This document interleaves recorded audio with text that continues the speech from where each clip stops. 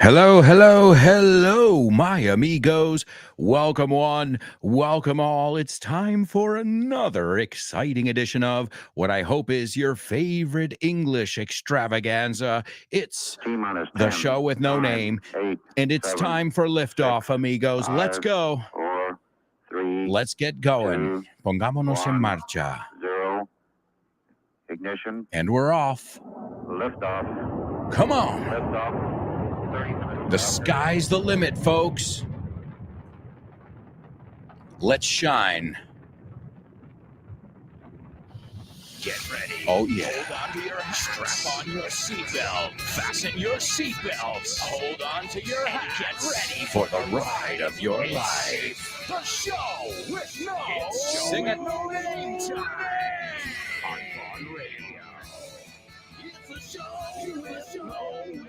Where? Right. Vaughn Radio. Come on. Let's go.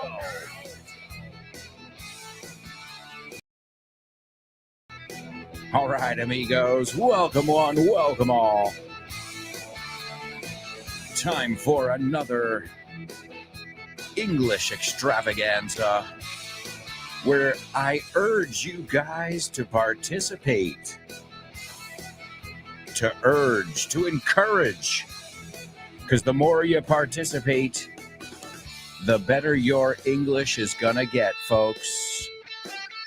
And don't just make it a listening exercise. Make sure you guys repeat the vocabulary, the expressions, the collocations, the syntaxes. Make sure you say them aloud. You know, if you hear one of these tricky words, yesterday we looked at some of the trickiest words to pronounce. Did you do your homework? Did you? Did I say did you or did I say did you? Porque did you no lo digo. Did you do your homework? Your homework was to add tricky words to that list. Words like chaos, that I've heard a lot of people mispronounce and say caos. Sure, in español, pero en inglés it's chaos. Or crisis, which is crisis, and so on and so forth. Remember, the way Damian and I always think about it when we're writing our books is a drop-down menu. You know, when you go to a website, ver más.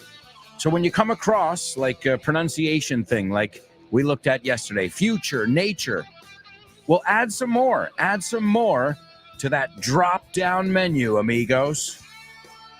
Because your English progress is in your hands. We're just here to guide you. And remember, we've got a website where you can find out about all the latest upcoming courses. ¿Quieres estar al tanto de todas nuestras promociones en la Vaughan Esfera? Well, now you can be in the loop. Puedes estar al tanto. Puedes enterarte de ofertas, novedades y eventos. Y mucho más. Puedes encontrar todo eso en grupovaughan.com/cursos destacados. Eso es, en grupovaughan.com/cursos destacados. Ahí tendrás toda la información de última hora. Guárdalo como favorito. grupovaughan.com/cursos destacados. And stay in the loop. Mantente al día, stay in the loop at grupovaughn.com/cursos destacados. And if you're looking for materials, you can go straight to vaughntienda.com. Do you like surprises? Great, it's time for your pop quiz. Pop quiz. Pop quiz. Pop quiz. Pop quiz.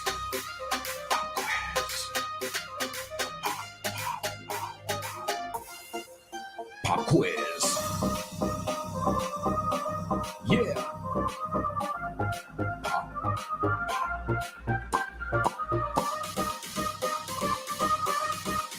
Let's go. Pop quiz. Pop quiz. Pop quiz.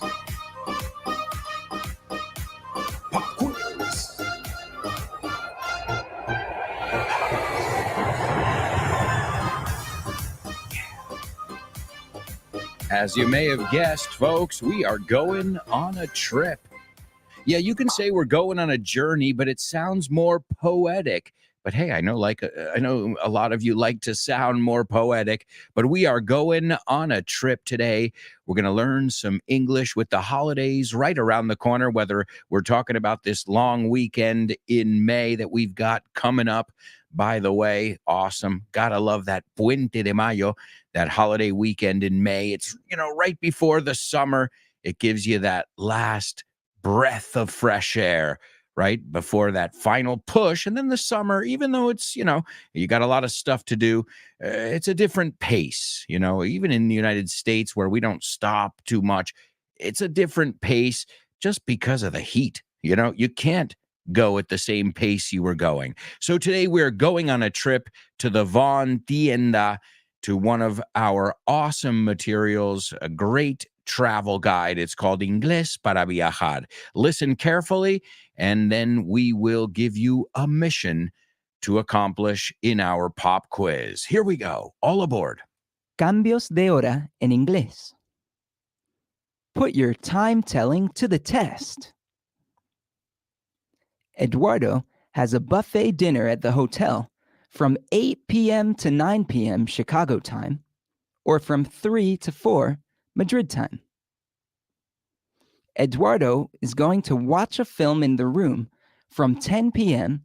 to 12 a.m. Chicago time, or from 5 to 7 Madrid time. Eduardo is going to go to bed at 12:30 a.m. Chicago time, or 7:30 Madrid time. Eduardo is going to wake up at 9 a.m. Chicago time, or 4 Madrid time. Eduardo is going to have breakfast in the hotel from 10 a.m. to 10:45 a.m. Chicago time, or from 5 to 5:45 Madrid time. Eduardo is going to meet his colleagues from the Chicago team from 11:30 a.m. to 1 p.m. Chicago time, or from 6:30 to 8 Madrid time. Eduardo is going to have lunch with his colleagues from 1 p.m. to 2 p.m. Chicago time, or from 8 to 9 Madrid time.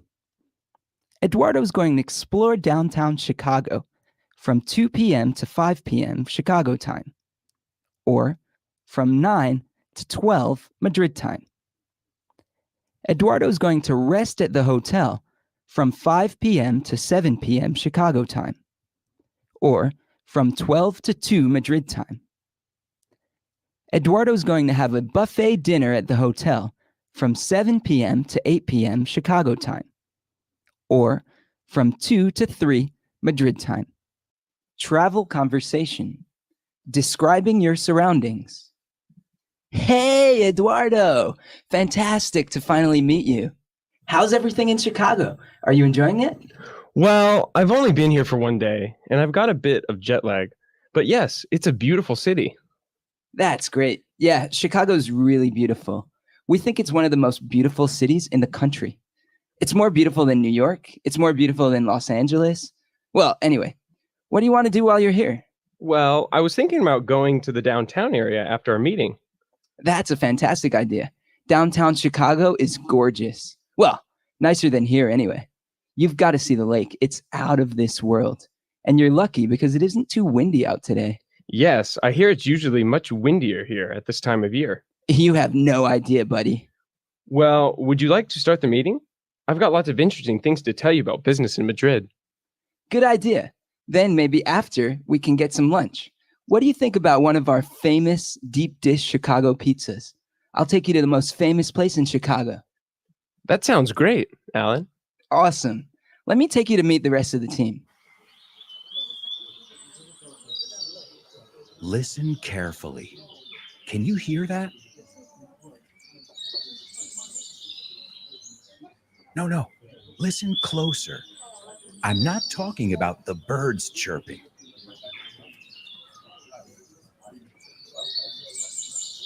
I'm talking about everybody speaking English and feeling comfortable. Listen.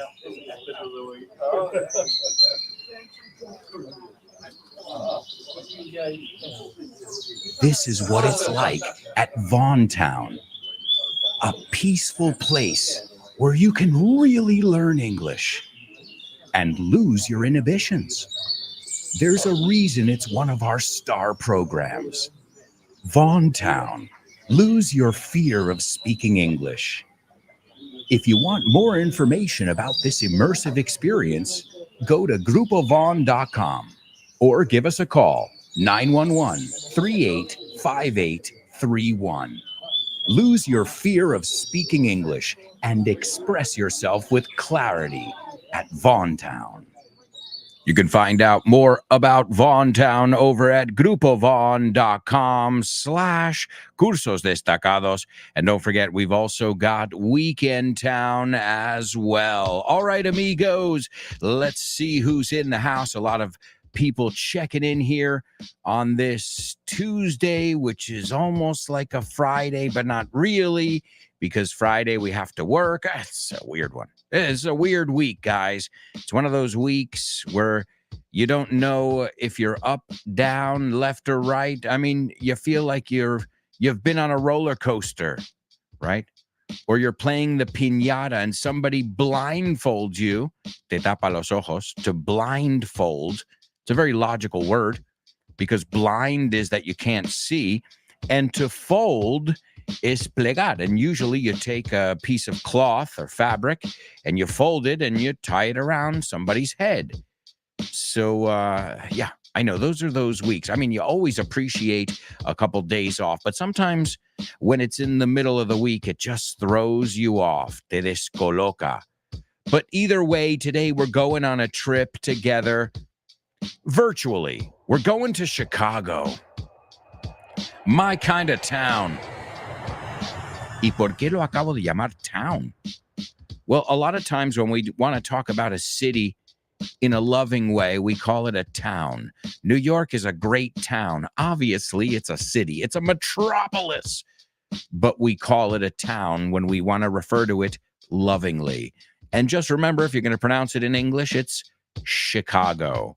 Lake Michigan is in Chicago. I know you say Michigan and Chicago, but remember, in English, both of those are shh, shh. And have you ever tried that deep dish pizza Victor was talking about in the audio? Oh, I love pizza. You guys know me. I mean, oh man, seriously, I can eat my weight in pizza. Okay, later on, I've got heartburn. Heartburn, you know this one? Heartburn is acid indigestion, acid reflux. So I get heartburn, but it doesn't stop me. I love pizza. But I remember when we went to Chicago, my wife, I mean, she can confirm this story.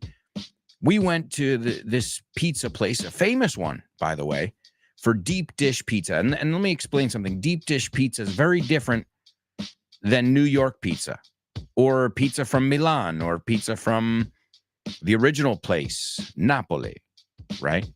Very, very different. But you got to try them all. They're all their own variation. So we ordered some buffalo wings because I love buffalo wings. And let me explain something about buffalo wings now. I'm a purist. Buffalo, New York. There's two things here in life. You've got wings. You've got buffalo wings, you've got barbecue wings, and then you've got all the rest. Okay?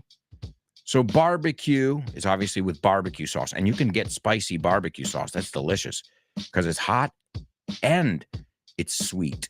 Oh, that's delicious. If you haven't tried that.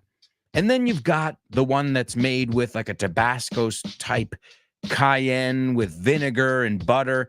That is the sauce. So we ordered some of those, and we ordered one deep dish pizza to share. And it was, when I looked at it, it was this dish, as it's called, and it was not that big. And I said, oh, we'll be able to eat this, no problem. And we couldn't finish it. So it was like, man, and I'll tell you why. Even though it looked small, it was just this big pie. You guys, any of you who've ever lived in Ireland, I'm sure you know the shepherd's pie, these pies that they make. Son como tortas rellenas con carne, like empanadas, that kind of style. And they make them with pastry, con milo. They make them. They're really delicious. I love these steak pies. There's Guinness pie. You can ask Fitz about that, and no excuses. Is anybody getting hungry? I'm literally drooling on my microphone right now, talking about pizza and pie. Anyway, what was I getting at? This thing. Okay, I call it this thing because you can't call it pizza. It had the same ingredients, but you wouldn't think it was the same thing. And first of all, the cheese is on the inside and the sauce is on the top. And it's very, very filling. Needless to say, it was good. I got to say, we went to the place Lou Malnati's, where it began. It's a tradition there. But if we're going to battle here, first, you can't compare them. As we say in English, it's apples and oranges. Manzanas, o sea, no estamos hablando de diferentes cosas aquí. But if you make me do it, I'm going to go with New York pizza. Yeah, because New York pizza is not a commitment. I don't have to sit down to eat it with a fork and a knife. New York pizza, I can grab one slice and I'm not full. I'm perfect. Because you don't want to walk around full. Sometimes you just want a little snack. Una merienda, like something, to have really quickly. And that's one of the amazing things about New York pizza. You can eat it on the go. Now, I'm going to stop talking about food. And we're going to talk about time. Because we were talking about time in that audio from Inglés para Viajar. And don't forget, if you want to find out more about different cities, including Chicago, you've got my 4th book, which is called English on the Go, Aprende Inglés Viajando por el Mundo. And you can get that at the Von Tienda. All right, we're going to see your knowledge of expressions that have to do with time. Because time, it's this concept, and we are run by it. It runs our lives. So we need to know how to talk about it. And I know you guys know some of them, like el tiempo es oro. Let's warm up. Vamos a calentar con ese. El tiempo es oro. Time is money, we say. Cha-ching. Time is money. Okay? You can say time is gold, but we don't say it. Es frase hecha. It's time is money. Another really good way to say this one, y esta súper buena, okay? This one is, time is of the essence. It's a more formal way, I should say, to say it. Because time is money, it means, mira, no me malgastes el tiempo aquí, And time is of the essence means, aquí no hay tiempo que perder. Same idea, but a different weight, a different, formality to it. As you say, it's not the same to say, I hurt my bum than I hurt my ass, right? So there are different words that are more formal and other words that are less formal. And I always try and point that out to you guys whenever possible. All right, so the first one is an idiomatic expression I'm going to ask you for. An idiomatic expression that has to do with time. And in Spanish, I think the translation would be más vale prevenir que curar. Let me take a look at it. Let's see if we can find it. I can't say. Okay, good. We've got it. Más vale prevenir. Hey, I was right. So this is an expression that has to do with taking care of things beforehand, right? Foreseeing things, brushing your teeth. So, later on, you don't have to spend a lot of money getting your mouth fixed up, right?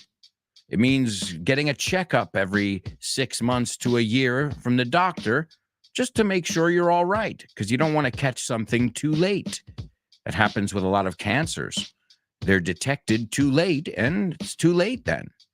So there's an idiomatic expression. You can say better safe than sorry. Esa es muy buena. Apúntala si no la sabes.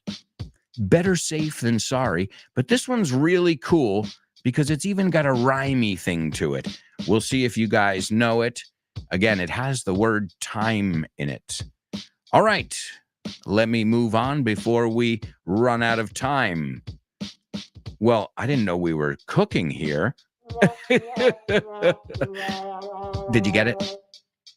Before we run out of time, time, T-H-Y-M-E, is tomillo. Before we run out of time. All right. Hey, we looked at a homophone there, and that wasn't even scripted, folks. In fact, most of this, I've got my general idea of what I want to talk about, but I always leave room for some tangents in between, and also interaction from our students, which, guys, great job. All right, the second one. The second one is mejor tarde que nunca. This is something that is said all the time. I've been hearing this expression since I was a little kid. Mejor tarde que nunca. It means, it's never too late to do something. But there's an expression that we use. All right? And the last one, again, these all have to do with time. They don't all have the word time in them. Time after time.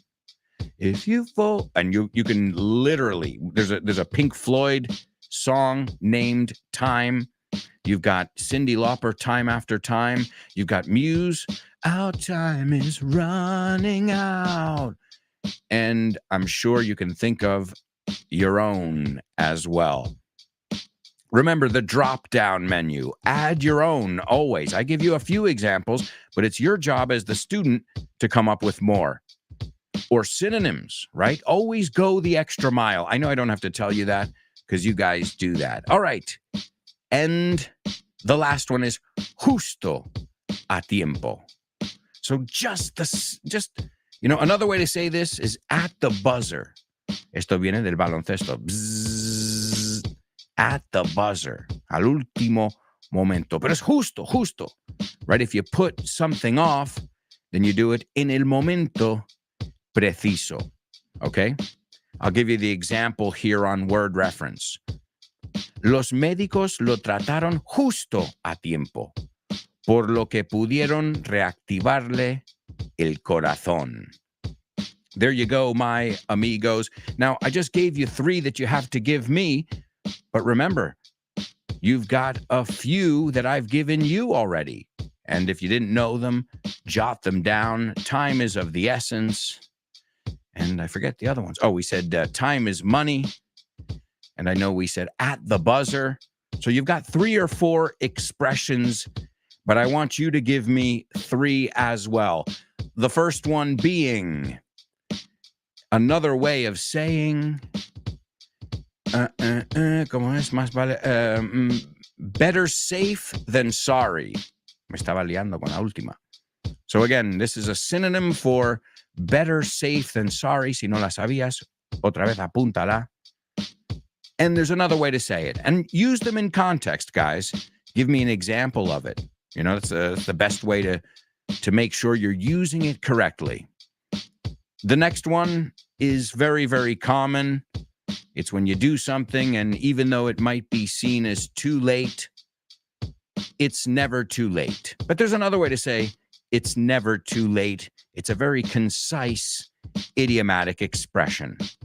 And the last one, justo a tiempo, right? When you do something at the buzzer, when there really isn't much time left and time is of the essence. See what we're doing? We're playing with these expressions. We're putting them into context. It's exactly what I want you to do, amigos.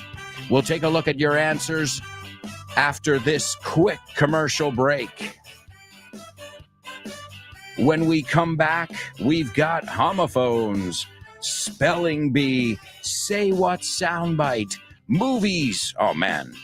We've got so much to do in the second, third, and fourth part of the show today.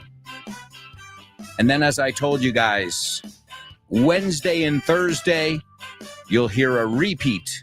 Es una repetición. Yeah, nobody's going to be in the office on Wednesday and Thursday. So we're just going to be chillaxing. Yeah, chilling out and relaxing. En una palabra, chillaxing. I hope you are as well. And then Friday, we'll be back with an action-packed show. Folks, stick around.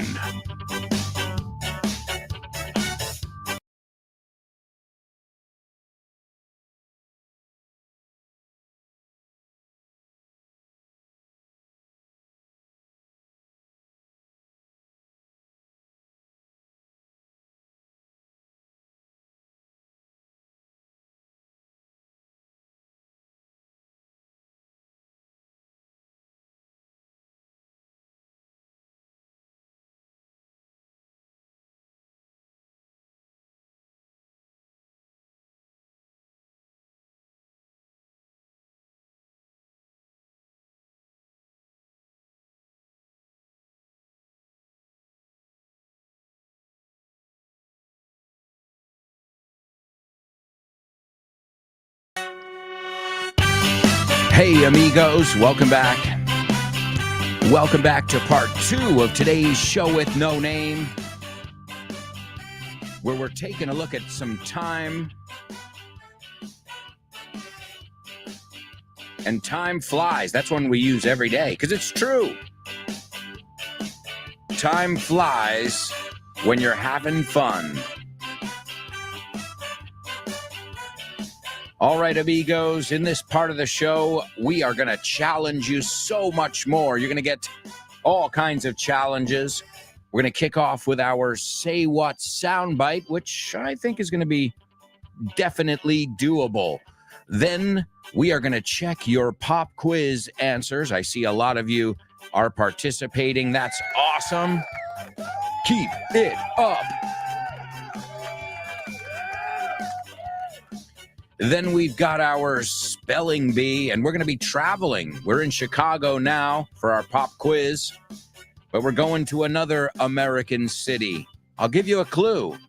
We're going to a city where the good times roll.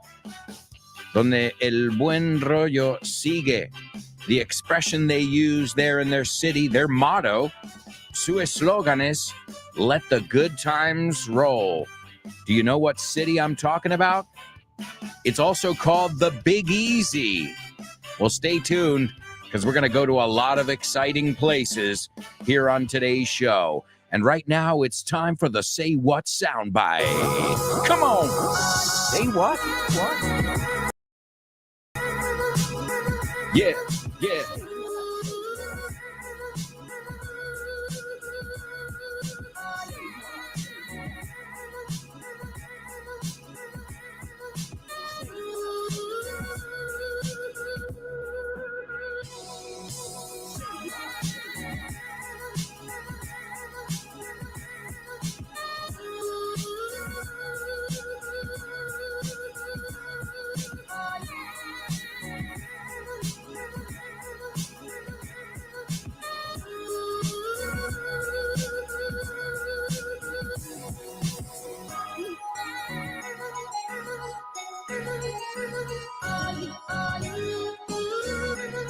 Come on, come on, come on, come on. Say what soundbite on the show with no name.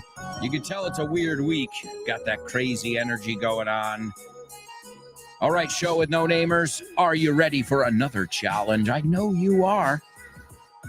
All right. Well, then here we go. I'm going to play it for you 4 times. I think you know the drill. Initially, I just want you to give me your take, your opinion in your best English possible.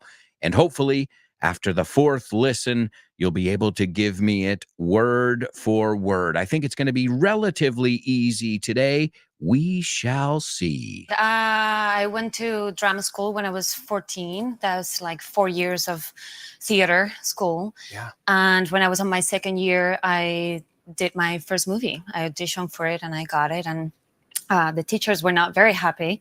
And they told me if I did the movie, I was going to get kicked out of school. All right, there you go, amigos. So I think the person is a perfect communicator. You know, I don't think there are a couple in there, but I think anybody especially if you're being interviewed and you want to think about what you're saying. Well, sometimes you put in some of these pet words, as we say. You say muletillas, we say pet words, the uhs, the ums. But honestly, a very well-spoken woman, if I may say so myself. All right, let me give it to you the second time because we're not interested in my opinion here. I want to hear your opinion. I went to drama school when I was 14. That was like 4 years of theater school. Yeah. And when I was on my second year, I did my first movie. I auditioned for it and I got it. And the teachers were not very happy. And they told me if I did the movie, I was going to get kicked out of school.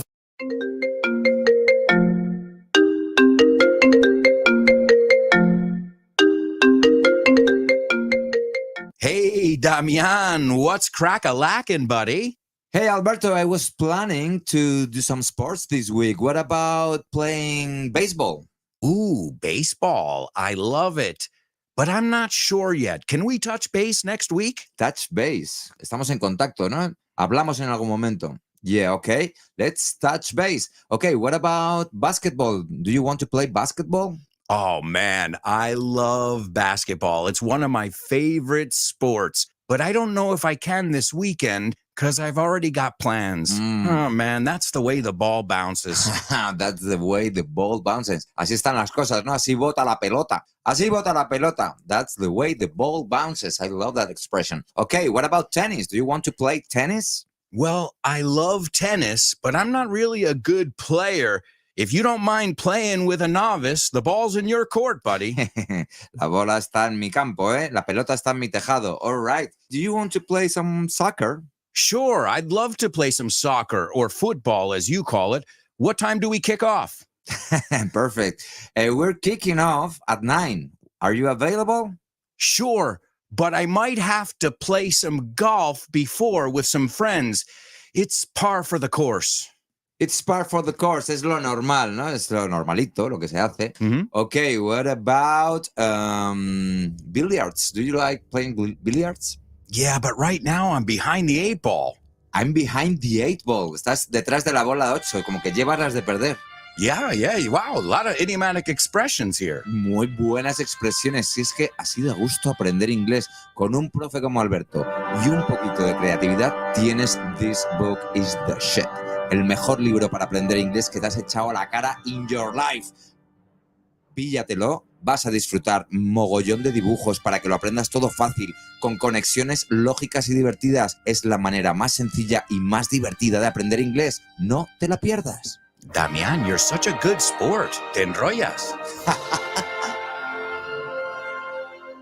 You can pick up your copy of This Book is the Shit at Vaughantienda.com. It's the Shit. Also, remember, if you're looking for courses, you can go to grupovon.com/cursos destacados, and you can find out all the different things we've got: urban camps, summer camps, weekend camps, masters, the Oxford English exam, whatever you need, we've got you covered. All right, let's take a look at today's pop quiz. I see so many students are ready to rock, participating, playing along with us. All right, the first idiomatic expression that had to do with time was a stitch in time saves 9. I said another way to say it is better safe than sorry. So think about it. Let's say you, hey, I'll give you an example. I tell you to personalize it. I'll do it myself. I was working at my first job. It was at a pizzeria. And I'll never forget, I was slicing some provolone or some ham. I was slicing something on the slicer. The slicer is la máquina que corta el fiambre. And this thing is really sharp. And, well, I nicked. To nick es cortar un poquitín. Es como esto cuando te afeitas. I nicked my knuckle on my right thumb. My knuckle es el nudillo. On my right thumb, el pulgar. And it was a really deep cut. Now, I didn't end up getting stitches. But I remember I thought to myself, well, if I don't take care of this, this is going to open up more. And I'm not going to need one stitch. I'm going to need 8, or in this case, 9, if we want to use the idiomatic expression. So, un punto en el momento adecuado te ahorra, no, que luego sean 9. And this is just about taking care of yourself, making decisions that not only satisfy your right now, and it's important to live in the moment, Zen, all that stuff, sure. But it's also important to foresee things, even though things come up all the time. Unpredictable things come up all the time. So, 2 different ways to say that. You can say better safe than sorry. I'm going to bring some sunblock, for example. We were talking about going on vacation, the summer around the corner. I'm going to bring some sunblock because I don't want to get sunburn. A stitch in time saves 9. Because if you don't put on the sunblock, well, you might get sunburn. Then you got to put on aloe vera. You're walking around. You're really uncomfortable. We've all gotten too much sun, and that's not fun. It's like everything, 1 beer, sure, it's nice. It relaxes you. 6 beers, you can't speak correctly. Well, with me too. I'm a lightweight. These days, guys, I can't drink. I think that's my body telling me, we're done, buddy. So a stitch in time saves 9. The second one we looked at is better late than never. We use this one constantly. Know it, love it, use it. And if you haven't used it yet, well, better late than never. Hey, I told you to use it in context. There you go. It's like, use this example. What are you waiting for to get in shape? Better late than never. What are you waiting for to take care of this, that, or the other thing? It's better late than never. Y el it's ni hace falta. De hecho, suena hasta raro. Better late than never. And the last one, and this is getting something done right before the deadline. Me encanta esa palabra. You say fecha límite. It sounds so much nicer in Spanish. In English, deadline, la línea de la muerte. Yeah, it sounds like that, like torture. I've got a deadline. Oh my God, yo tengo fecha límite. Mucho mejor, right? So he got it done in the nick of time, at the buzzer. Como que with no time to spare, sin ningún momento de sobra. No, without a second to spare, without a minute to spare. You can be creative with that one. So, my amigos, excellent job in today's pop quiz. Always great to see you guys practicing your English, using your English, and most importantly, having some fun. All right, well, we've got to move on because if not, we are going to run out of time. Esa es una de las más usadas, to run out of time. So we're going to run on over to today's Spelling Bee. Spelling Bee. Spelling Bee. Spelling Bee. Spelling Bee. Spelling Bee.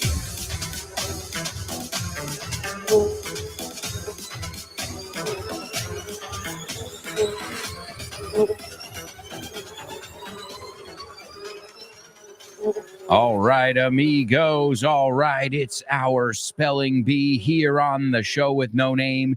And as many of you guessed, I said we are going to the Big Easy. We're going to a place where the good times roll. And you guessed it, we're going to NOLA.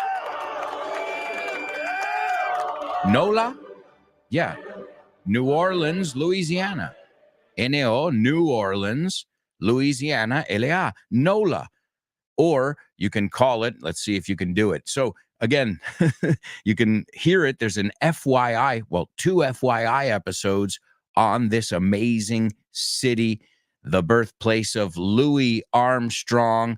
And this is how I used to say it when I was a kid. New Orleans. And you can hear it in the Scissor Sisters song. If you take a man to New Orleans, they say it like that, New Orleans. That's how I used to say it. Now I say New Orleans because I feel like that's closer to what they say. And do you know what they say? Nolans. Yeah, remember, it's deep south. Nolans. New Orleans, New Orleans, Nolans. So I'm gonna. This is how it's changed. So the original way I said it, which is just another accepted way, New Orleans. That's fine. New Orleans es como más lins que leans. And then them. Ready? Say it with me. Nolans. You ever been to Nolans? You ever been to Nolans? Well, it's a deep south, and we call it the Big Easy, and it's the birthplace of what kind of music?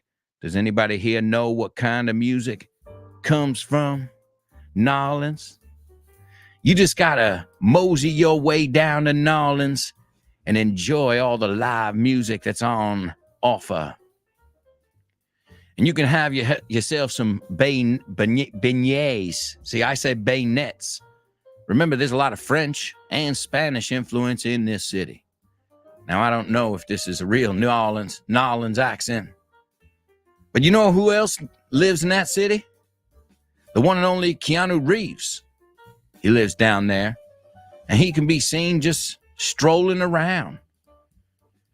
Oh, man, it is a wonderful place, and I can't wait to return to this city where jazz was born. All right, and a lot of voodoo, so many things. It's just an eclectic mix.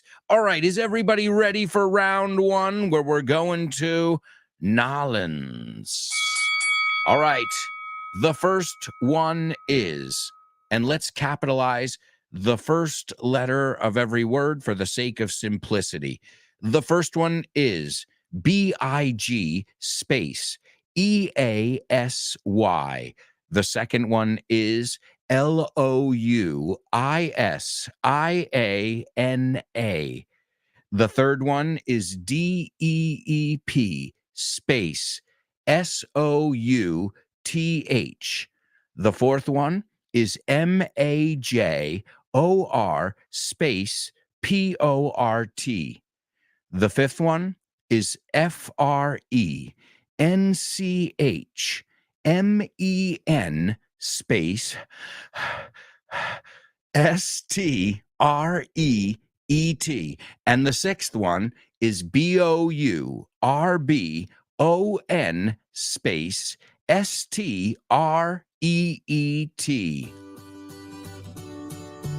Do you know about Vaughn Groups?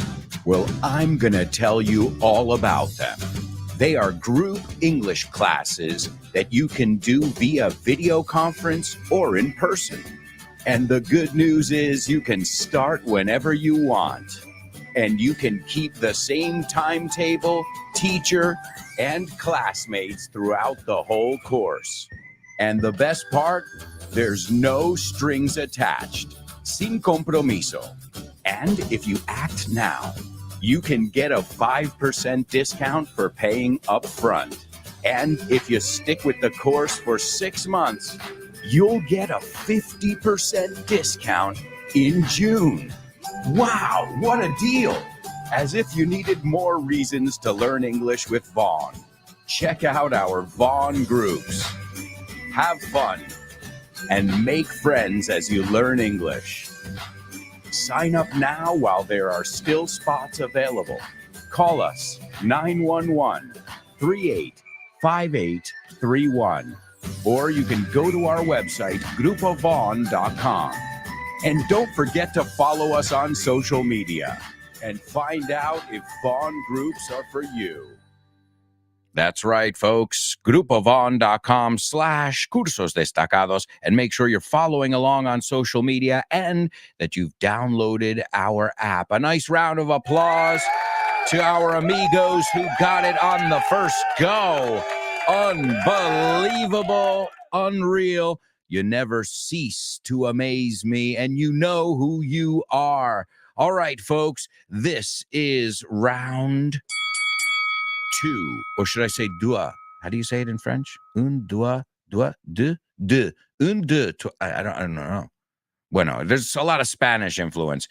Ronda dos, pronunciado a lo Gili. Here we go, my amigos. The first one is B-I-G space E-A-S-Y. The second one is L-O-U-I-S-I-A-N-A.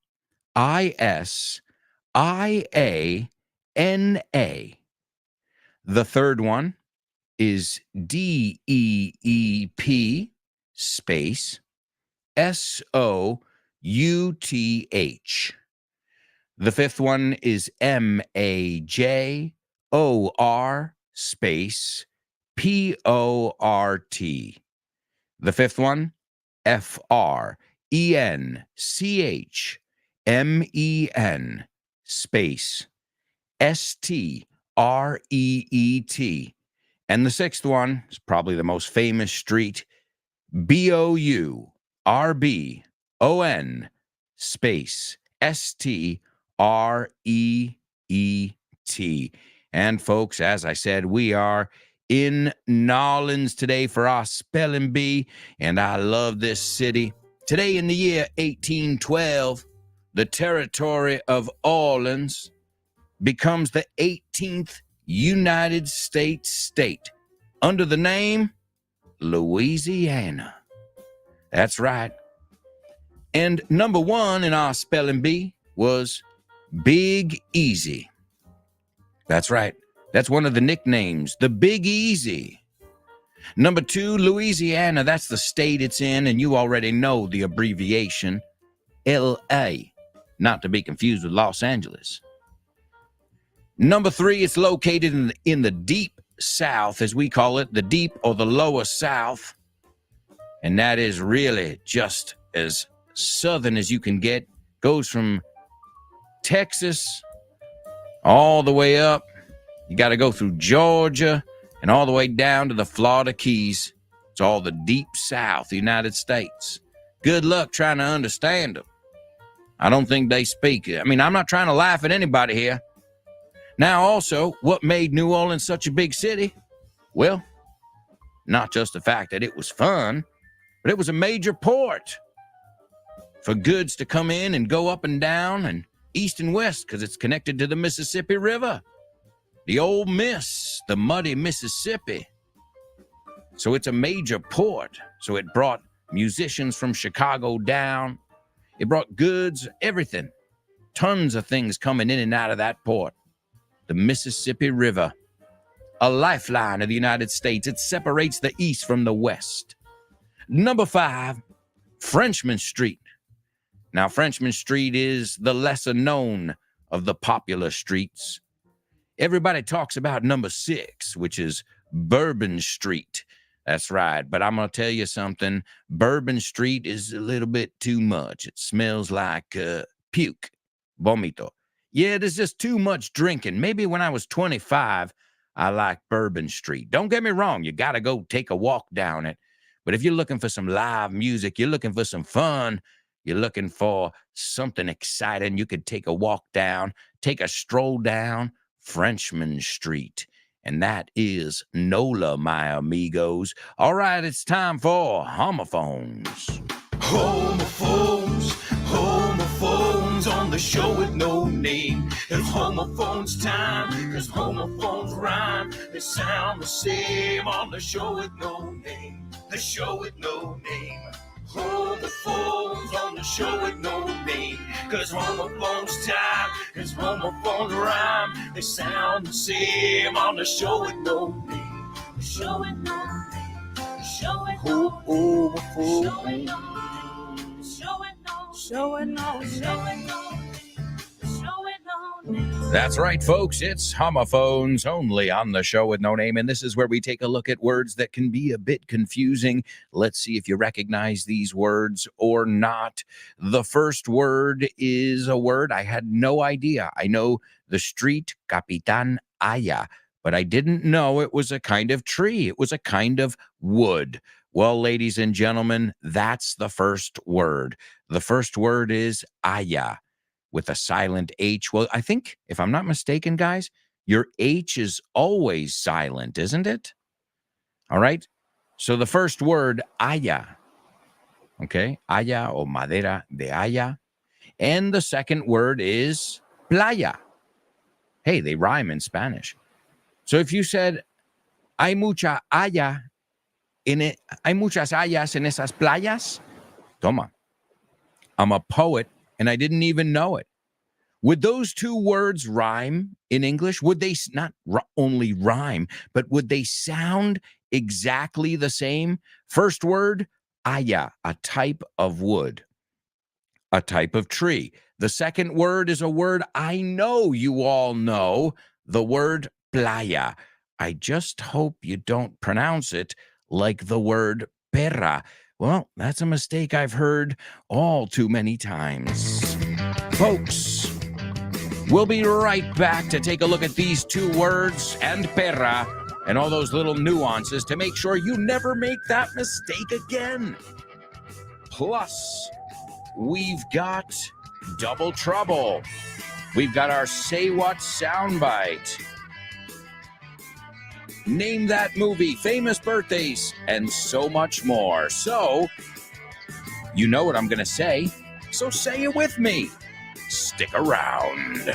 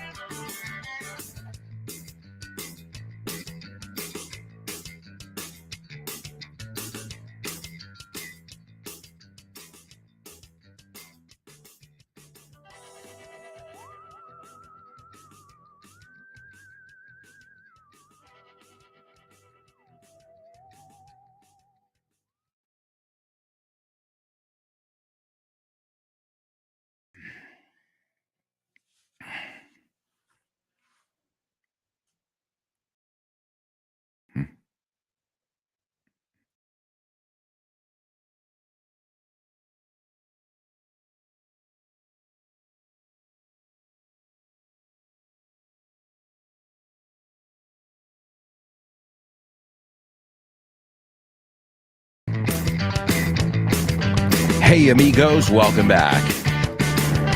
Welcome back to part 3 of today's show with No Name. I hope you're having fun. I hope you're learning. I hope you're laughing. And I hope you're entertained as well. You know, I don't just want you to learn. I want you to learn and have fun. Let me be clear about that. And I don't want to mince my words. I just want you to learn. No, that's not enough. Make it fun. I mean, I can help you, but you can make it fun on your own. Make it a game. Make it a challenge. That's the whole idea behind the show with No Name, folks. You know? To put you to the test. Hey, speaking of, Simina Holiday will put you to the test as well. And she'll be doing that up next in her program, Test Your English. It's an amazing program you can catch every day right after this show. Then you've got Rob and Andy and their banter, Su Chachara, in the lunchtime show, followed by Speak Up with Ruby. Let's Get Random with Jules Linares. The Salad with Dave Boyce. Kyle Miller's Drive Time. Frankly Speaking with Chris Frank. The Probo Show with Rob Grams. And I know I'm missing one. Oh, Fitz, No Excuses. Oh, and Richard Vaughn Live. Oh, and Jessica Fernandez with the Hour to Empower. Wow. What an awesome timetable. Download our free app, and this way you can learn English wherever, whenever. All right, let's listen to our Say What soundbite again, and then we've got so much to do, amigos. Here's your Say What soundbite for the third time. I went to drama school when I was 14. That was like 4 years of theater school. Yeah. And when I was on my second year, I did my first movie. I auditioned for it and I got it. And the teachers were not very happy. And they told me if I did the movie, I was going to get kicked out of school. Oh, man. Sounds pretty harsh.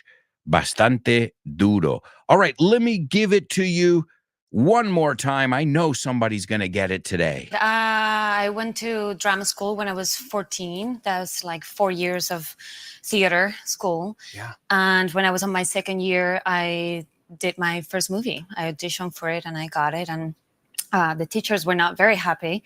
And they told me if I did the movie, I was going to get kicked out of school. ¿Qué tiene que ver la Universidad de Vaughan? Pues muchísimo. Es una alegría anunciar que Vaughan ha sido certificado como centro examinador de Oxford Test of English. A partir del próximo mes de marzo 2023, podrás hacer los exámenes de Oxford Test of English en los centros de Vaughan.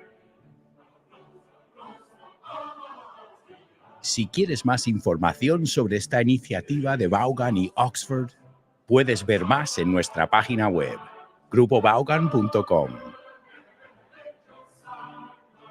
O bien síguenos en redes sociales para más información. Oxford Test of English con Vaughan. Brilliant. And speaking of brilliant, great job on our homophones. Wow. Everybody got it. I knew you wouldn't let me down. I knew it. I knew it. All right. Well, folks, the first word was the word beach. B-E-E-C-H. O sea, yo no sabía que haya era eso. So Captain Beach, is that his name? Capitan Playa. Hey, it's a good way to associate them and you'll never forget them again. Just make sure you don't say the word bitch. Usually there's no good reason to say that word anyway. Beach, que es haya o playa, dependiendo cómo lo escribas, and bitch, which is, again, a word that you don't really want to say. It's not a pretty word. All right, amigos, wonderful job in today's homophones. And now it's time for double trouble. Double trouble, baby. Yeah, you know what time it is. Give it up. Double trouble. I said double trouble. Double trouble. I said double trouble. All right, folks, let's check out our double trouble over here. Oh, wait, folks, this is a double trouble. Oh, man, I know, I'm cruel. Well, then you can just sing the Elvis song to me. Don't be cruel. Yeah, well, folks, let's see if you can figure out today's double trouble. I have faith in you, like George Michael, because I gotta have faith. I gotta have faith. All right, estaban indignados, and I know you use this word a lot, in Spain at least. Estaban indignados, está indignada. Estaban indignados porque entregaron sus armas o cedieron sus armas. All right? Soltar, decir, toma, lo suelto. All right? So, estaban indignados porque cedieron o entregaron sus armas. You have to use two sets of words here. So, one word will be repeated twice, and another word will be repeated twice. And in the meantime, because we already know time is of the essence, let's move on to Name That Movie. Name that movie.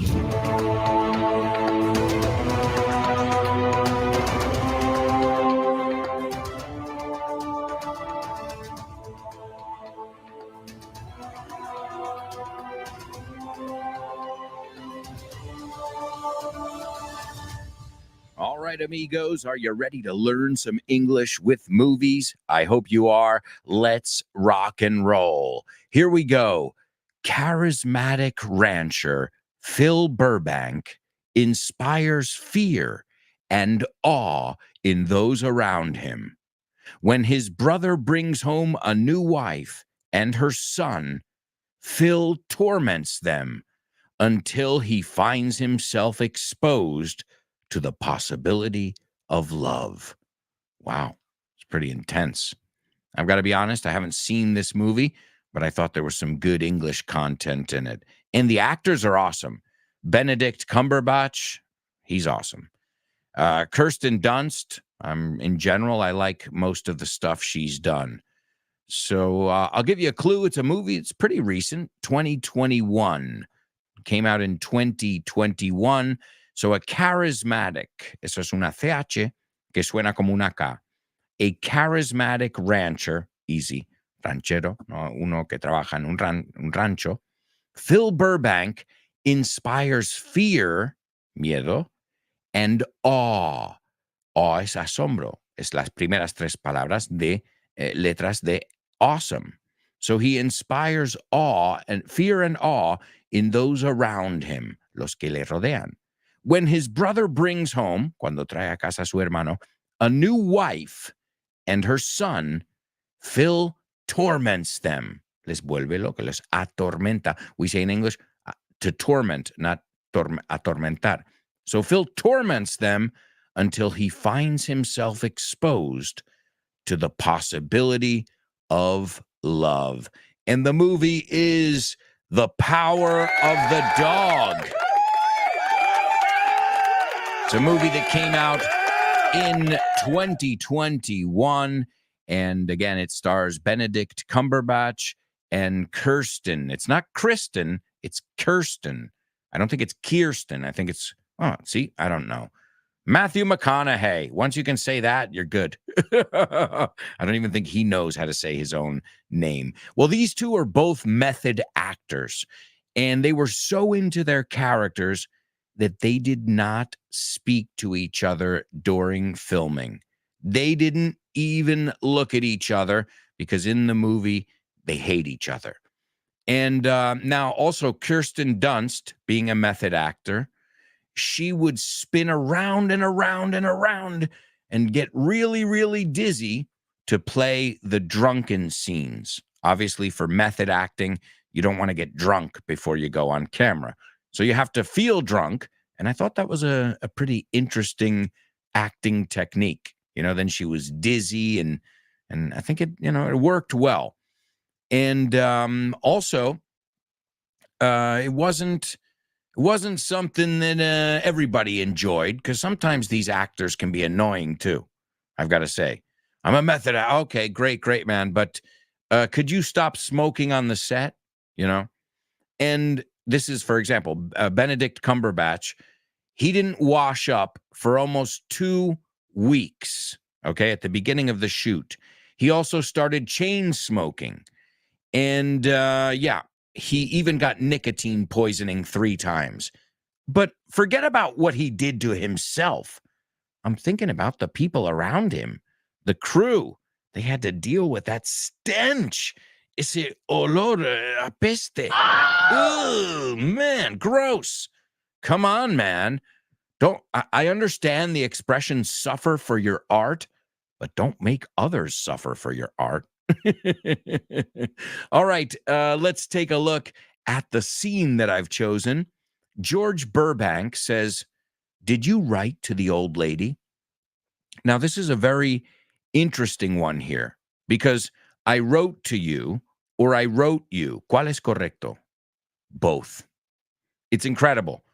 Guys, seriously, I wrote you an email last week. De hecho, ahí no vale I wrote to you an email, porque entonces tendrías que decir, I wrote an email to you. O sea, el to tendría que ir al final. Yo nunca lo pongo. I wrote, did you write the old lady? ¿La escribiste?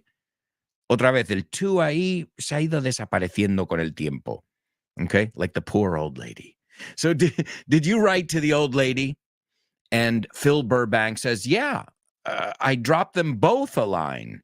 Les dije algo a las dos. So comunicarte. Really totally native expression over here to drop somebody a line. In fact, I always tell you guys to drop me a line. Dime algo if you have any suggestions for the show or if you have suggestions for upcoming FYI topics. Because remember, we're in our 6th season.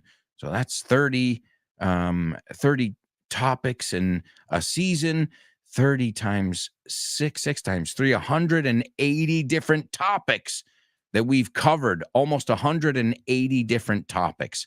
And if you count the bonus episodes, we'll double that, right? So, wow, it's a lot of production, a lot of English classes, a lot of researching. But if you guys enjoy it, it's all worth it. So he says, yeah, I dropped them both a line. And George says, did you say something about Rose? ¿Dijiste algo acerca de Rose? And Phil says, Rose? Yeah, well, you know, you and I know what the old lady would feel if she thought you were getting mixed up with her, ¿no? Si pensaba que estabas liándote con ella, ¿no? To get mixed up with somebody is, yeah, to estar en sus asuntos, estar conectado con ella. And then he says, she'd likely have a hemorrhage. Hemorraje, cuando hay sangre. And George says the old lady would feel as one Mrs. Burbank would for another Mrs. Burbank. No, ella le querrá como familia, is what he's trying to say. And Phil says, come again? Come again is, ¿qué? ¿Me lo repites? It's another way of saying, could you repeat that? Right? Come again? And just be careful. The mistake there is, could you repeat me? No se dice repeat me, sino repeat that. And then George says, we were married Sunday. Nos casamos el domingo pasado. She got rid of her property in Beach. To get rid of, deshacerse de. And I think you guys know the word beach. En este caso es haya. In fact, Beach is a town.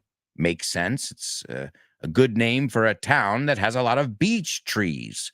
So since you didn't see it written, it could have been property in beach, en playa, pero es raro porque tendría que decir, she got rid of her property at the beach.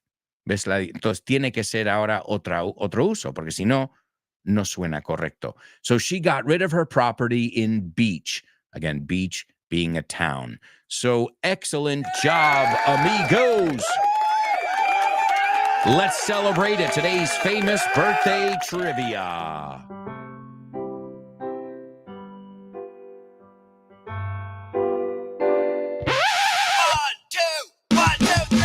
Birthdays for you. Famous birthdays for me. Famous birthdays for everyone on the show with no name. Oi, oi, oi. Birthdays for him. Famous birthdays for her. Famous birthdays for everyone on the show with no name. All right, amigos. That's right. It's famous birthdays. I almost forgot to give you today's double trouble. Great job. They were up in arms. To be up in arms es estar indignado. They were up in arms because they gave up their arms. Porque cedieron, porque dieron sus armas. So to be up in arms, not up in the arms. Es muy importante cuando miramos una expresión que lo pongas correcto. Si va con the, si no va con el artículo, right? En este caso, it's to be up in arms. Úsalo en contexto, as I always tell you. When was the last time you were up in arms, right? Offended or outraged. And I think you say levantarse en armas. Do you say an expression like that? I think I've heard it before. So to be up in arms is the idiomatic expression. Wonderful job. They were up in arms because they gave up their arms. All right, let's take a look at our famous birthdays. The first person was born today in 1982. She's an American actress. She played a child vampire named Claudia in Interview with the Vampire in 1994. She was in Little Women as well in 1994. In Jumanji in 1995. She was also in The Power of the Dog with Benedict Cumberbatch. Hey, that's the movie we just looked at. Oh, so I said her name? Yes. Were you paying attention? All right. She was also in Drop Dead Gorgeous and The Virgin Suicides, Sofia Coppola's directed drama. She was in Bring It On, which is about cheerleading. And she was also Mary Jane in the Spider-Man trilogy, the 2002 to 2007 trilogy with Tobey Maguire. And she was also in Eternal Sunshine of the Spotless Mind, which I know in Spain, it's got a very, very different title. Number 2, this guy was born in 1940, an American actor and painter, and he played, I guess his most famous role from our generation, anybody around my generation, is he played Rocky Balboa's brother-in-law, Paulie, right? Paulie. He was one of my favorite characters because he was like that pain in the ass brother, you know? And Rocky was in love with Adrian, and he just wanted to make it happen with Adrian. And there was the brother, you know, in his underwear, you know, screaming and totally against it. So Paulie, but he's been in so many other movies. He was in The Gambler, the Pope of Greenwich Village, A Summer to Remember, Last Exit to Brooklyn, Back to School, and so many more. And last but not least, she was up in arms. Well, she has no reason to be up in arms because she has been kicking butt. But the reason I said that is because it has something to do with her last name. She is a Cuban Spanish actress, and she moved to Spain, born in Cuba, but she moved to Spain, to Madrid, Spain, and she was in the drama El Internado for 6 seasons. And then she made the jump to Hollywood. Obviously, I'm giving you the short version, but she was in Knock Knock. She was in War Dogs, Blade Runner 2049. She was also Paloma, the Bond girl in No Time to Die. And she also played Marilyn Monroe in Blonde. She is amazing. And she's got a Spain connection, which makes it even cooler. Number 1, Kirsten Dunst. Number 2, Burt Young. And number 3, Ana de Armas. And this is Ana de Armas in our Say What soundbite. It's kind of funny because her teachers were up in arms. Indignados. Hey, it's a good way to remember it. And she's telling the story about how she went to drama school when she was 14. And she was there for 4 years of theater school. Well, she was supposed to be. And then on her second year there, sería mejor, in her second year, she did her first movie. And she says, I auditioned for it and I got it. Me presenté para ello, hice el casting y lo cogí. And the teachers were not very happy. And that happens a lot of times. They're like, well, if you get any jobs, you have to stay in school. But isn't the point to get a job? You know, an acting job, and and obviously she was smart. She knew what to do, and she said, "Well, I'll see you later then." She says, and the teachers were not very happy, and they told me that if I did the movie, I was going to get kicked out of school, and the rest is history. This is Ana de Armas. I went to drama school when I was 14. That was like 4 years of theater school. Yeah. And when I was on my second year, I did my first movie. I auditioned for it and I got it. And the teachers were not very happy. And they told me if I did the movie, I was going to get kicked out of school. Alberto. I think the song is. No? Sorry, bye. Name that lyric, name that lyric, name that lyric, name that lyric only on the show with no name, the show with no name, the show with no name. Name that lyric only on the show with no name, the show with no name, the show with no name. It's name that lyric only on the show with no name. That's right, amigos. It's Name That Lyric only on the show with no name. Let's see if you recognize these lyrics. Subiendo, volviendo a la calle. Cumplí mi condena y lo aposté, no arriesgué. All right, so vamos por partes. Rising up, subiendo, ¿no? Por las, no? When you're a beginner, you have to rise up, right? Rising up, back on the street. He vuelto a la calle. I did my time. I did my time. Es cumplí mi condena. I took my chances. No, lo aposté. Arriesgué todo. I took my chances. I went the distance. To go the distance es rematar, cumplir, no? Terminar la carrera, literally. I went the distance. Now I'm back on my feet. Ahora estoy de nuevo de pie. Estoy recuperado. Just a man and his will to survive. Solo un hombre y su voluntad para sobrevivir. So many times, tantas veces, it happens too fast. You guys know it yet? Too many times, it happens too fast. You trade your passion for glory. Cambias tu pasión por gloria. Don't lose your grip. No pierdes el control o la vista on the dreams of the past. You must fight just to keep them alive. It's the eye of the tiger. It's the thrill of the fight. Rising up to the challenge of our rival. Guys, if you don't know the lyrics, look them up now with me, and we'll sing them as we go to a quick commercial break before part 4 of today's show with no name. You know, stand up, get pumped. We've got more to go in part 4. Sing it. Come on.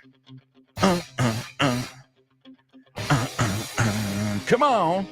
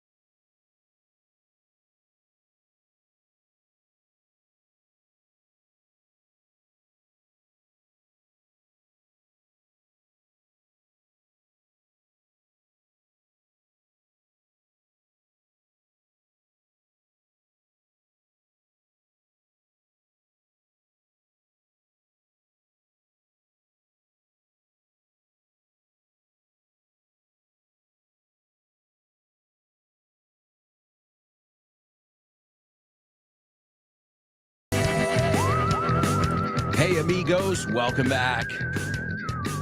Welcome back to part 4 of today's show with no name. You know it, amigos. We're laughing, we're learning, we're even traveling to different cities Today we were in Chicago. We were also in the Big Easy, New Orleans. Let the good times roll, que siga el buen rollo. And that's why I've got a little surprise for you. I've decided to make the bonus episode of FYI on Nolans, but only if you promise to pronounce it like them. Nolans. I've decided to make it available exclusively for Show with No Namers today. Well, since it's a special week, I had a couple surprises up my sleeve for you. And we're going to learn a lot of cool idiomatic expressions as we discover this city together. Oh, and this coming Friday, you know what we're going to be looking at on our FYI episode? Let's talk about sex, baby. Let's talk about you and me. That's right, we're going to talk about sex. Oh. Exciting, steamy episode. You won't know what to expect. But isn't that fun? That makes it all worthwhile.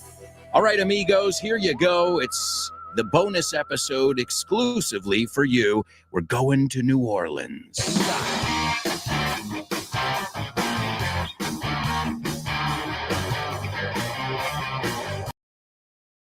Hello, and welcome to this, the bonus part of today's FYI. I hope you guys are enjoying our stroll around New Orleans.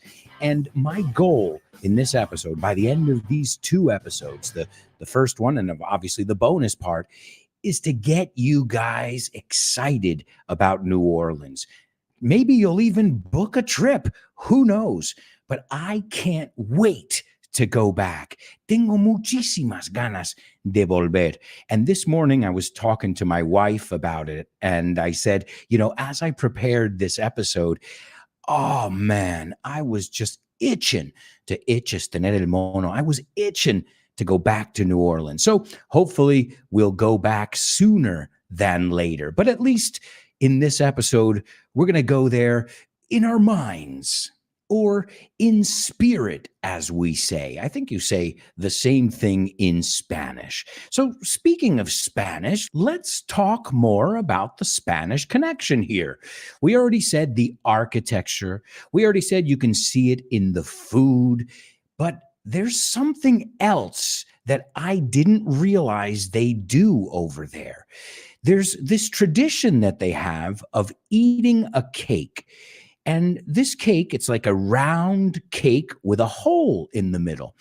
And it's usually quite colorful.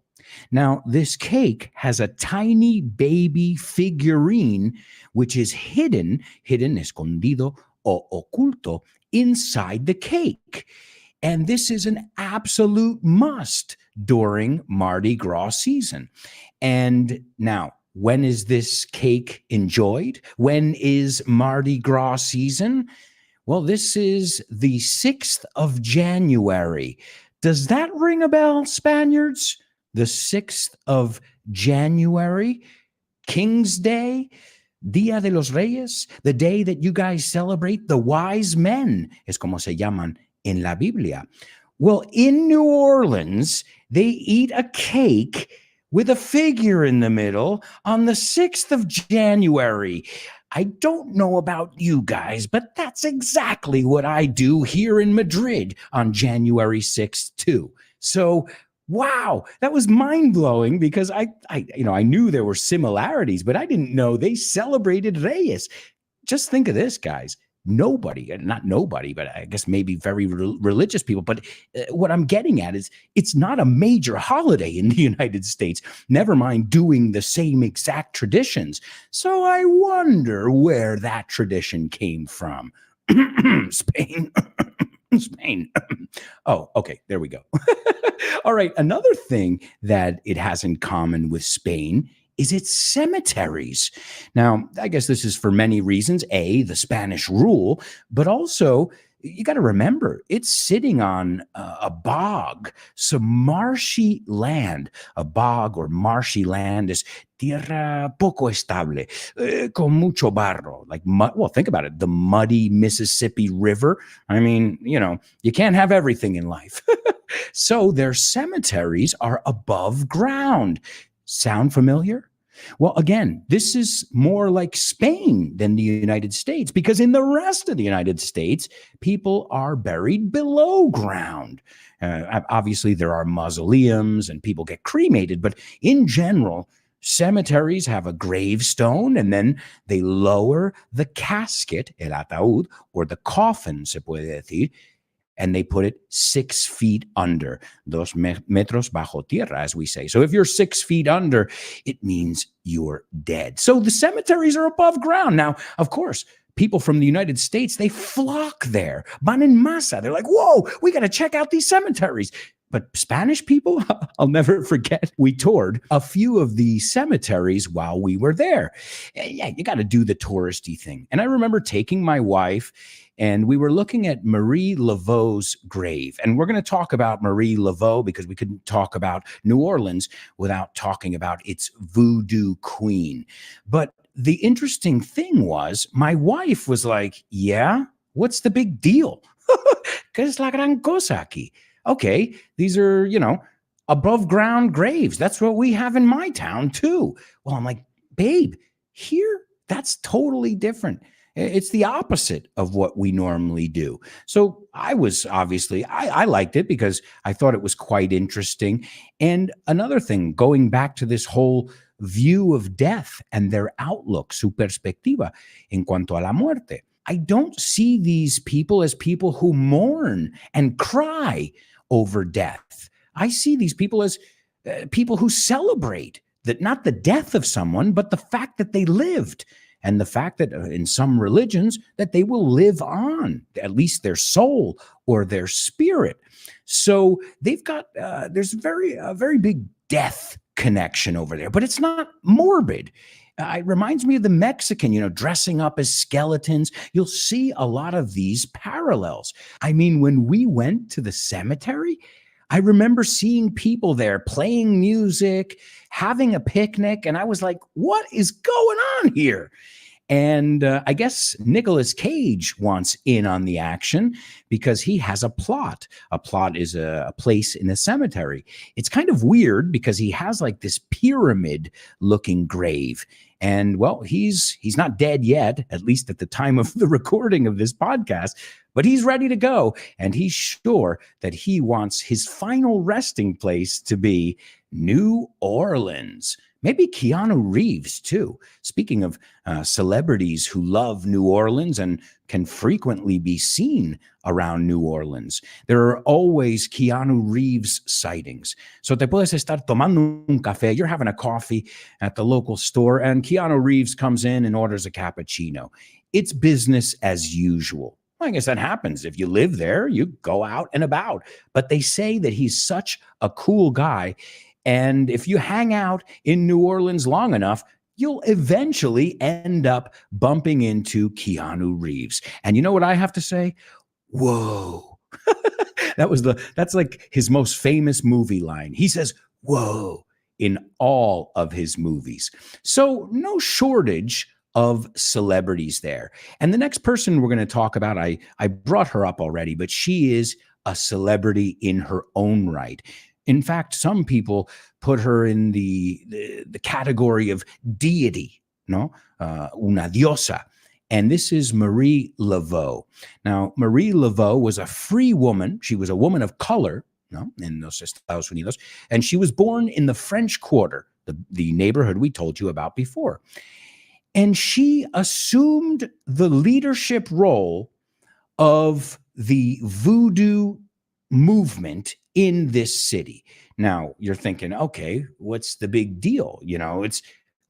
She basically single-handedly took voodoo and she became its number one spokesperson. Now, she also, what she tried to show people was voodoo isn't always or doesn't have to be this negative thing where you put a curse on someone. In fact, they say Marie Laveau was a churchgoer. She practiced Catholicism, but she had powers, they say. She helped cure people. She gave advice to other church officials. She was even connected with the Catholic Church there. So I guess she would be maybe what Eva Perón was for Buenos Aires. Well, she would be for New Orleans. You can't talk about New Orleans without talking about her. And we could have a whole show just based on Marie Laveau and her very interesting life.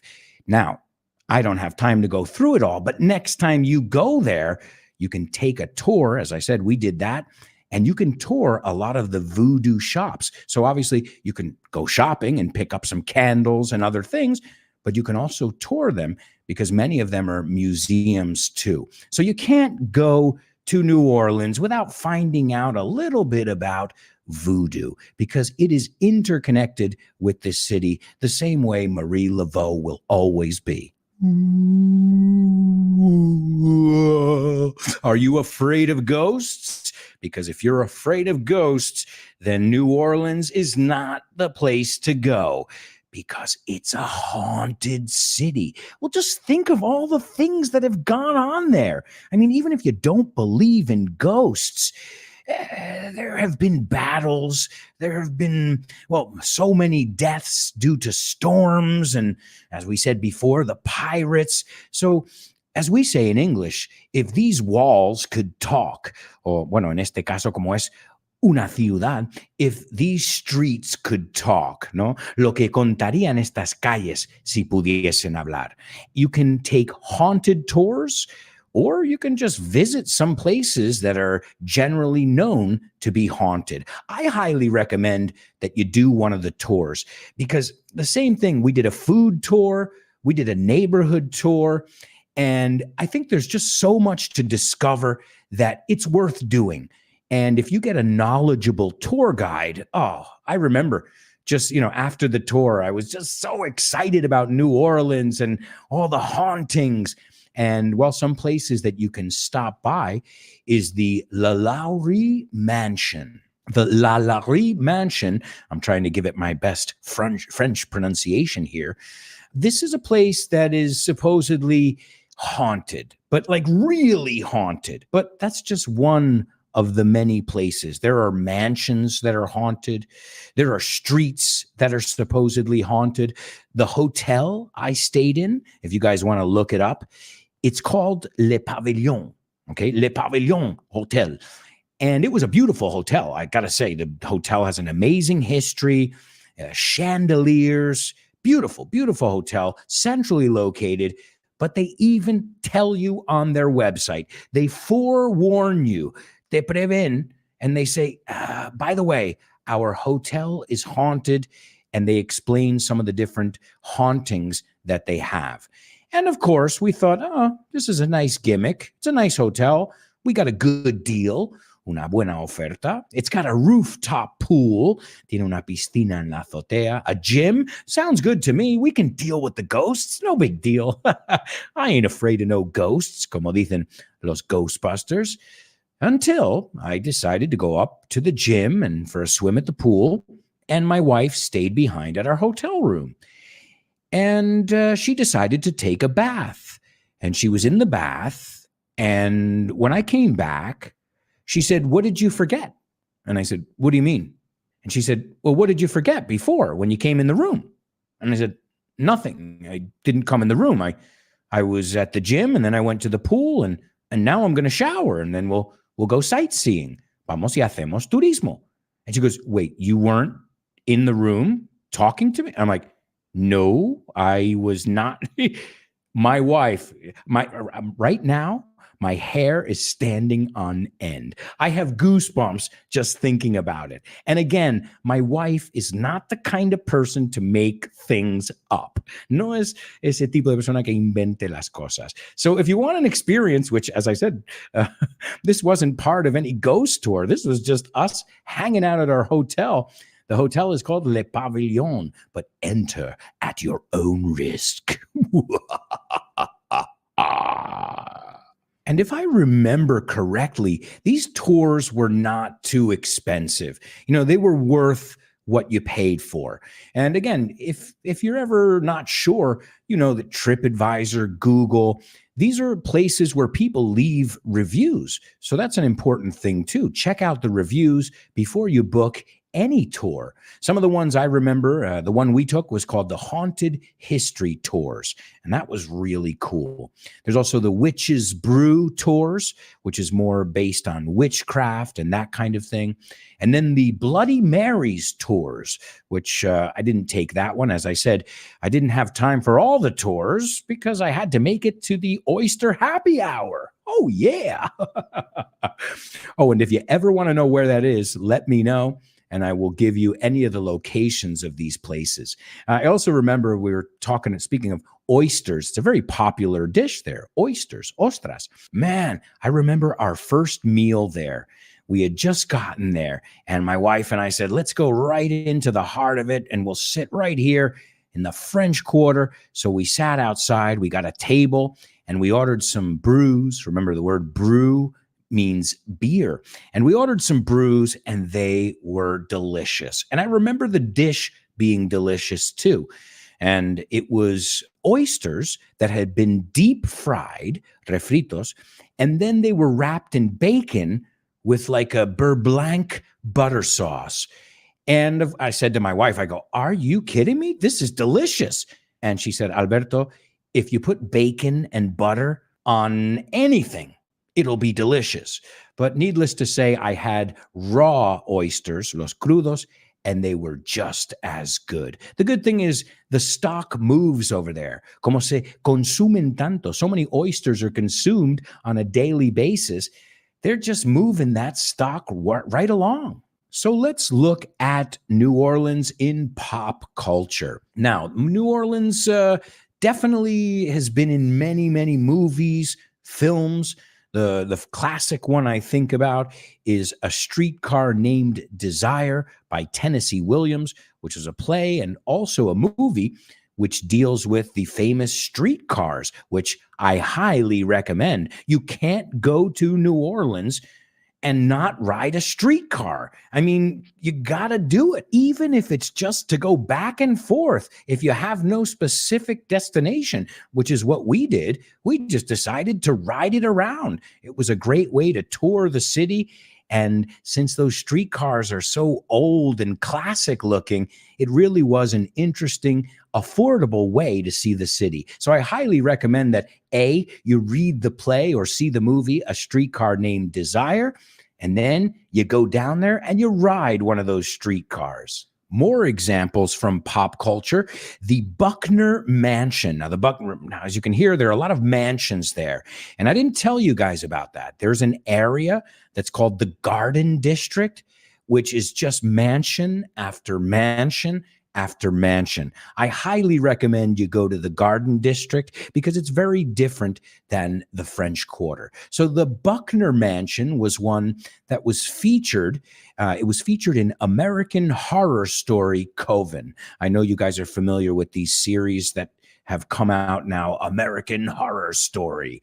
Well, this was featured as Mrs. Robichaud's Academy for exceptional young ladies. So a lot of movies are filmed there, inspired by there, in this case, a series. Another series which is very popular, Treme, which is another series which I think it came out a few years ago, but it really popularized the neighborhood of Treme, which is in New Orleans.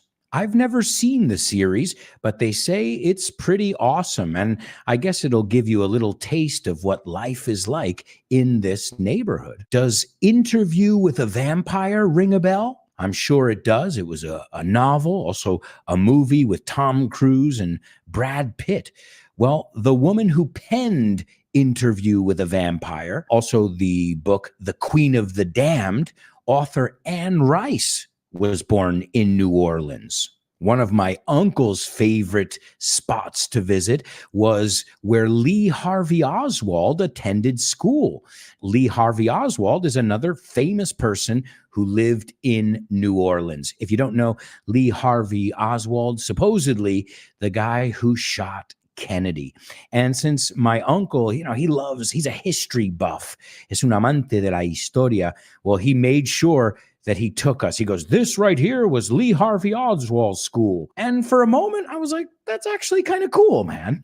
So a little bit of a darker history. And if you're noticing that, New Orleans has like a darker history, it's not like Disney World. It's got a totally different vibe. Oh, and speaking of history, another place that my uncle, we visited together, in fact, was the World War II Museum.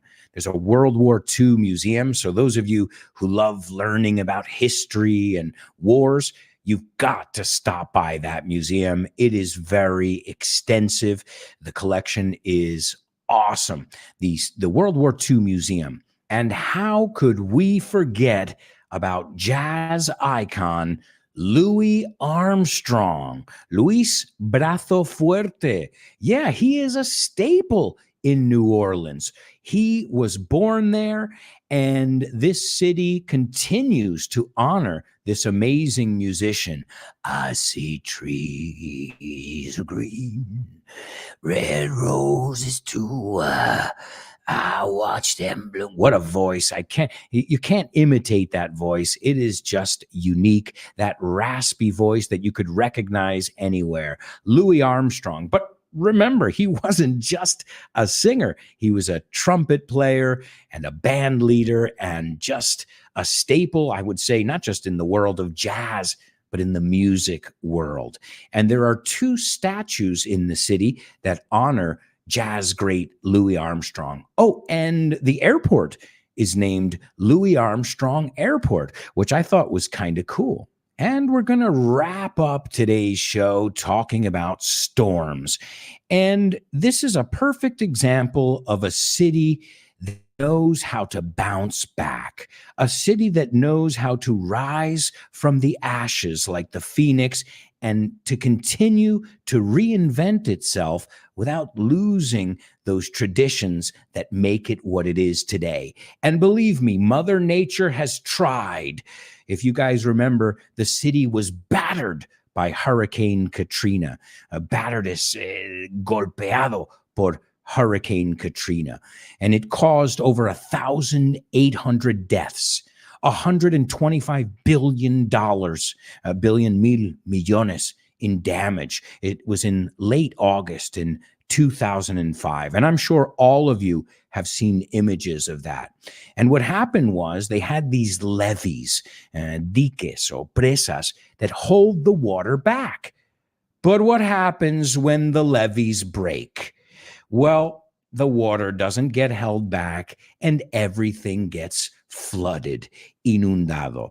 And if you saw these images, this was just devastating to see it. And when I went there, okay, so this happened in 2005. I went there in 2000, I believe it was 2010 or 12. I can't remember now. I went there years later, and they were still recovering from Hurricane Katrina. You could still see some of the damage almost a decade later, but it didn't stop this city. People still keep coming to this city. In fact, recently they had Ida, Hurricane Ida, which, believe it or not, this is ironic, but it happened around the same exact date as Hurricane Katrina. Now, the good thing is they were ready for this one. They battened down the hatches, and to batten down the hatches es preparar para la tormenta. This is a city that has weathered many storms, and to weather a storm, siempre lo digo mal, capear o capar. Capar la tormenta, el temporal. Oh man, I'm never going to learn that expression in Spanish. Well, in English, it's to weather the storm. So whether you're, see what I did there? Weather, independientemente. New Orleans is a resilient city. As I said before, they will always bounce back, no matter how hard they get hit by storms, by recessions, by global economies collapsing, New Orleans will continue to shine as one of the most unique places I have ever been to, without a doubt. I'll definitely go on record as saying, and sorry, New York, this is definitely one of the most unique cities in the United States, if not in the world. And I can't wait to go back and let the good times roll in New Orleans. I hope you guys enjoyed this episode of FYI.